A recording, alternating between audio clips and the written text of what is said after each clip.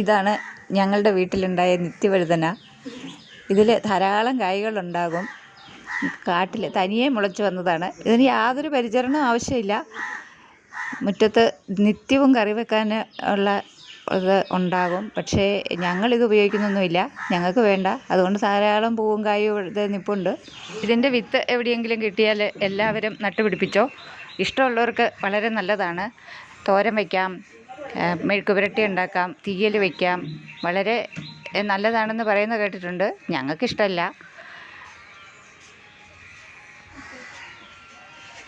വിത്ത് ഇവിടെ ധാരാളം വിത്തുണ്ട്.